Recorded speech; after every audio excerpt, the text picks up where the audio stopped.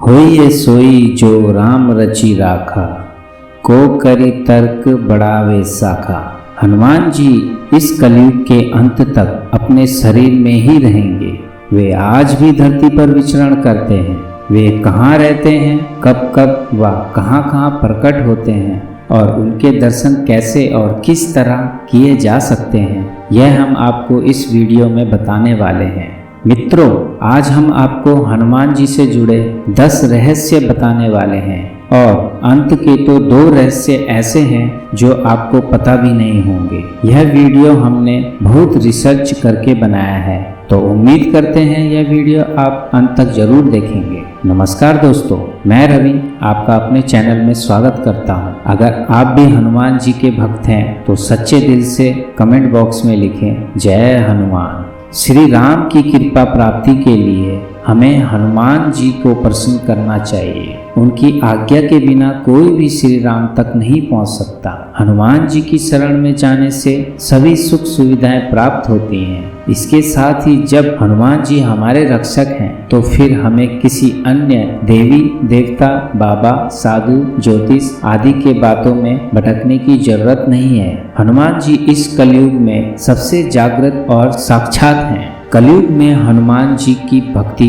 ही लोगों को दुख और संकटों से बचाने में सक्षम है। अब आपके मन में यह भी सवाल उठ रहा होगा कि आखिर प्रमुख देवता हनुमान जी ही क्यों? दोस्तों, हनुमान जी 4 कारणों से देवताओं में सबसे श्रेष्ठ हैं। पहला यह कि वे रियल सुपरमैन हैं। दूसरा यह कि वो पावरफुल होने के बावजूद भी ईश्वर में समर्पित हैं। तीसरा यह कि वे अपने भक्तों की सहायता तुरंत करते हैं। और चौथा यह है कि वे आज भी सशरीर हैं। इस ब्रह्मांड में ईश्वर के बाद कोई एक शक्ति है तो वह हनुमान जी हैं। महाबली बजरंगबली के आगे किसी भी मायावी की शक्ति ठहर नहीं सकती। तो चलिए बात करते हैं पहले रहस्य की, और वह यह है कि क्या हनुमान जी बंदर थे? दोस्तों, हनुमान जी का जन्म कपि नामक वानर जाति में हुआ था। शोधकर्ता कहते हैं कि आज से 9 लाख वर्ष पूर्व एक ऐसी वानर जाति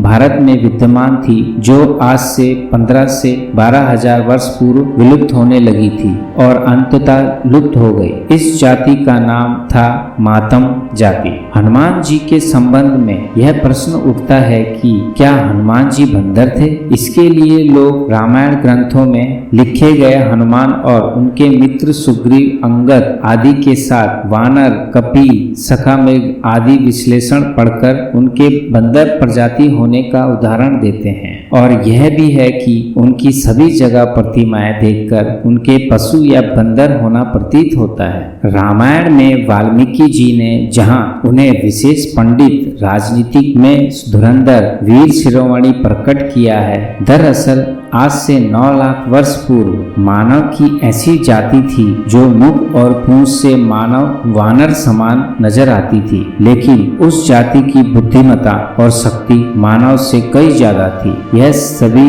पुरातात्विक वेता स्वीकार करते हैं कि मानव की कोई ऐसी नस्ल थी जिसकी पूंछ थी अब नष्ट हो चुकी है। दोस्तों, अब आते हैं दूसरे रहस्य में, और वह यह है कि हनुमान जी का जन्म कहाँ हुआ था। मित्रों, पंपा सरोवर अर्थात पंपा पेट तालुका मैसूर का एक पौराणिक स्थान है। हम्पी के निकट बसे हुए ग्राम अनुगंदी को रामायण कालीन किष्किंधा माना जाता है। तुंगभद्रा नदी को पार करने पर यहाँ एक पंपा सरोवर स्थित है। यहाँ स्थित पर्वत पर एक गुफा भी है जिसे राम भक्तिनी सबरी के नाम पर सबरी की गुफा कहते हैं। इसी के निकट सबरी के गुरु मातंग ऋषि के नाम पर मातंग वन था। हम्पी के राम मंदिर के पास स्थित पहाड़ी आज भी मातंग पर्वत के नाम से जानी जाती है। कहते हैं कि मातंग ऋषि के आश्रम में ही हनुमान जी का जन्म हुआ था। मातंग नाम की जाति से हनुमान जी का गहरा संबंध रहा है। अब चलते हैं तीसरे रहस्य की ओर। तीसरा रहस्य है कि आखिर क्यों आज भी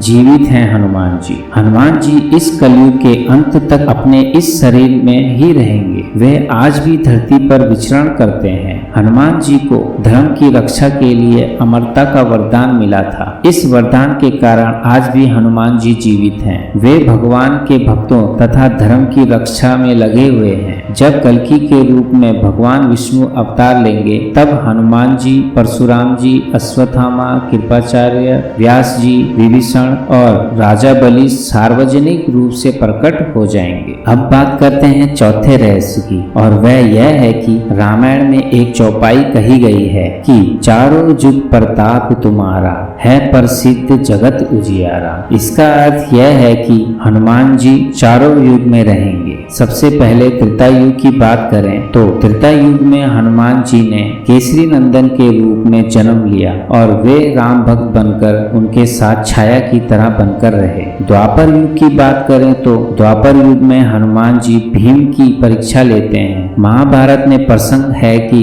भीम उनकी पूंछ को मार्ग से हटाने के लिए कहते हैं तो हनुमान जी कहते हैं कि तुम स्वयं ही हटा लो, लेकिन भीम अपनी पूरी ताकत लगाकर भी उनकी पूंछ को नहीं हटा पाते। इस तरह एक बार श्री कृष्ण के कहने पर भी हनुमान जी ने उनकी पत्नी सत्यभामा और गरुड़ की सती का अभिमान नष्ट किया था। यदि कलयुग की बात करें तो मनुष्य पूर्ण श्रद्धा और विश्वास से हनुमान जी का आश्रय ग्रहण कर ले तो फिर तुलसीदास जी की भांति उसे भी राम भक्त हनुमान जी के दर्शन होने में देर नहीं लगेगी। कलयुग में हनुमान जी ने अपने भक्तों को उनके होने का आभास कराया है। ये वचन हनुमान जी ने ही तुलसीदास से कहे थे कि चित्रकूट के घाट पर भई संतन की भीड़, तुलसीदास चंदन घिसे तिलक देत रघुवीर। अब पांचवें रहस्य की बात करते हैं और वह यह है कि कहाँ रहते हैं हनुमान जी। हनुमान जी कलयुग में गंधमादन पर्वत पर निवास करते हैं, ऐसा श्रीमद् भागवत में उल्लेख आता है। उल्लेखनीय है कि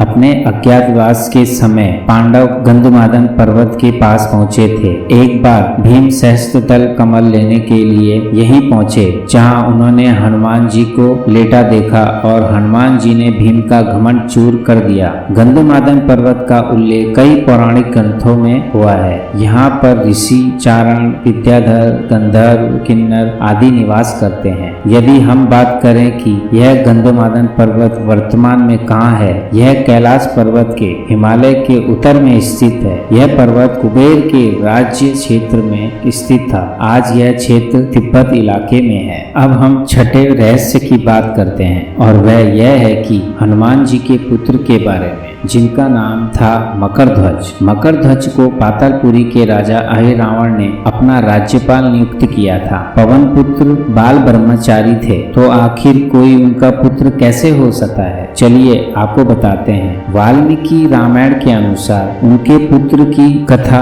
हनुमान जी के लंका दहन से जुड़ी है। हनुमान जी की तरह मकरध्वज भी वीर, प्रतापी, पराक्रमी और महाबली थे। हनुमान जी ने अहिरावण का वध कर प्रभु श्री राम और लक्ष्मण को मुक्त कराया और मकरध्वज को पातालपुरी की अधीनता दे दी और उन्हें धर्म के मार्ग पर चलने की प्रेरणा दी। मकरध्वज की उत्पत्ति कैसे हुई, यह हम किसी और वीडियो में जानेंगे। अब बात करते हैं सातवें रहस्य की। वह यह है कि आखिर हनुमान जी को सिंदूर क्यों चढ़ता है। हनुमान जी को सिंदूर बहुत ही प्रिय है। इसके पीछे एक कारण बताया जाता है कि एक दिन भगवान हनुमान जी माता सीता के कक्ष में पहुंचे। उन्होंने देखा कि माता लाल रंग की चीज मांग में सजा रही है। हनुमान जी ने जब माता से पूछा तो माता ने कहा कि इसे लगाने से प्रभु राम की आयु बढ़ती है और प्रभु का स्नेह प्राप्त होता है। तब हनुमान जी ने सोचा, माता इतना सा सिंदूर लगाकर प्रभु श्री राम का इतना स्नेह प्राप्त कर रही हैं, तो अगर मैं इनसे ज्यादा लगाऊं तो मुझे अधिक स्नेह प्राप्त होगा।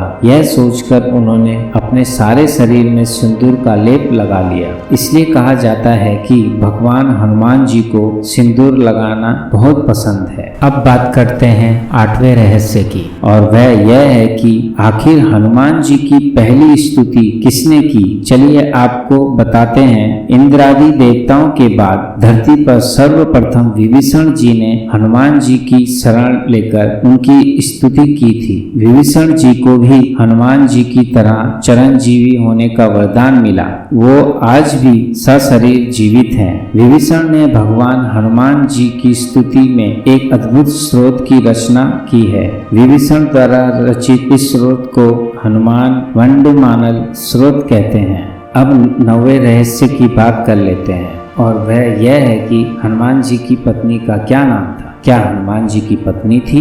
दोस्तों, क्या आपने सुना है कि हनुमान जी का भी विवाह हुआ था? आज तक यह बात लोगों से छिपी रही क्योंकि लोग हिंदू शास्त्र नहीं पढ़ते और पंडित और आचार्य भी इन बातों का जिक्र नहीं करते हैं। लेकिन दोस्तों, हनुमान जी का विवाह हुआ था। आंध्र प्रदेश के खम्मम जिले में एक मंदिर है जो प्रमाण है हनुमान जी के विवाह का। इस मंदिर में है हनुमान जी की प्रतिमा के साथ उनकी पत्नी की प्रतिमा भी विराजमान है। हनुमान जी की पत्नी का नाम सुरवचला था। वैसे तो हनुमान जी बाल ब्रह्मचारी हैं और आज भी ब्रह्मचर्य में रहते हैं। विवाह करने का मतलब यह नहीं कि वह ब्रह्मचारी नहीं रहे। कहा जाता है पराशर संहिता में हनुमान जी का किसी खास परिस्थिति में विवाह होने का जिक्र है। कुछ विशेष परिस्थितियों के कारण हनुमान जी को सुरवचला जी के साथ विवाह बंधन में बंधना पड़ा।